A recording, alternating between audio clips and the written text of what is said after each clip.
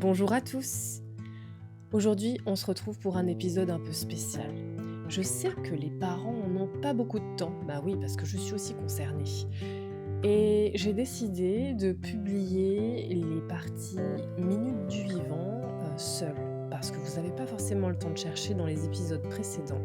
Et je me suis dit qu'avoir l'épisode prêt, le mercredi, quand certains ont le privilège de pouvoir passer du temps avec leurs enfants, avec une petite fiche qui est bien préparée, ce serait quand même super cool. Alors voilà, ça y est, on y est. Je vous republie tout ça et je vous souhaite de bien profiter. Belle journée! Aujourd'hui, ça va être une minute connaissance du vivant qui va être ciblée sur le perce-neige.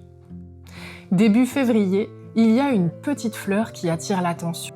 Quand on la voit, le perce-neige, cette fleur peut apparaître dans un grand froid, parfois même avec du givre, mais pourtant, elle tient.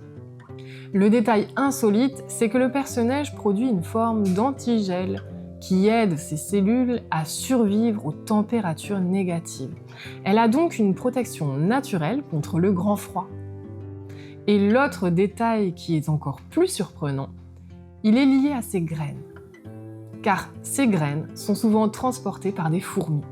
Les fourmis sont attirées par le contour de la graine qui est riche en huile.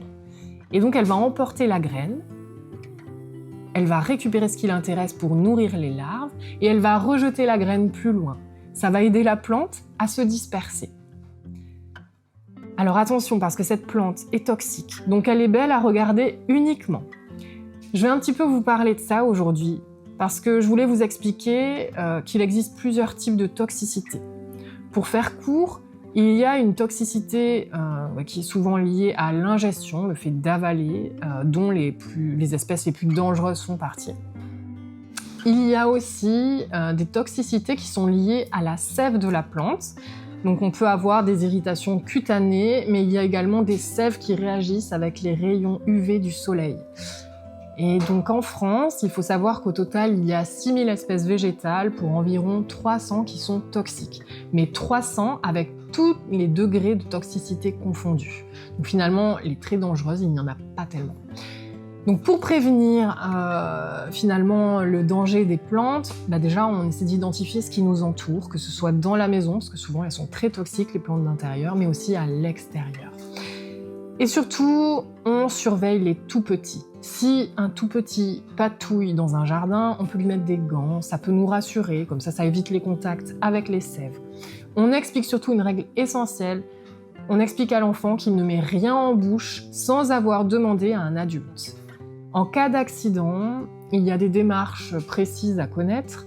S'il y a eu ingestion, on commence par retirer les résidus qui restent dans la bouche, on rince la bouche. Surtout, on ne demande pas à l'enfant de vomir, on ne lui donne pas de lait, on ne le fait pas boire sans avis. Et on appelle tout de suite le centre antipoison.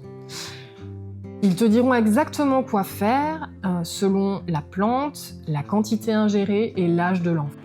Ensuite, on peut appeler le 15 s'il y a une gêne respiratoire, des troubles de conscience, des convulsions ou des symptômes vraiment sévères.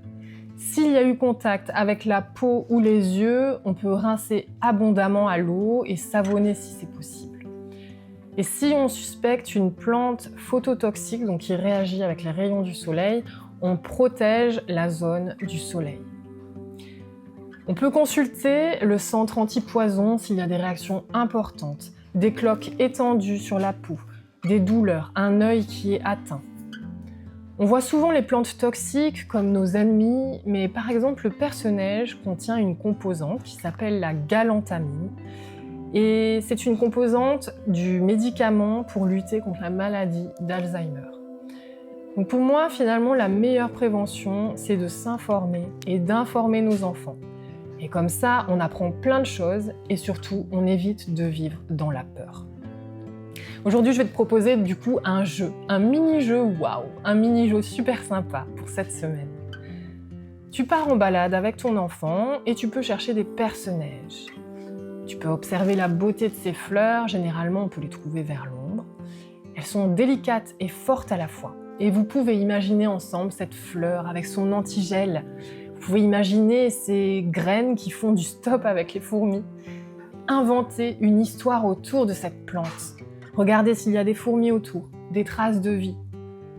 On peut inventer plein d'histoires là-dessus. Et c'est trop chouette. Et j'adore justement ce symbole du perce-neige parce que même au cœur de l'hiver, quand il fait encore quand même très froid, la nature trouve toujours le moyen de résister. Si tu observes un perce-neige cette semaine, viens me le dire. Où est-ce que tu l'as vu? Justement, est-ce qu'il était plus à l'ombre ou pas, dans les bois, dans un jardin? Et surtout, quelles histoires vous avez pu imaginer autour de cette plante? Si c'est pas cette plante, qu'est-ce que vous avez pu justement observer comme autre plante? Ça peut être super chouette de s'inventer des contes autour de ça.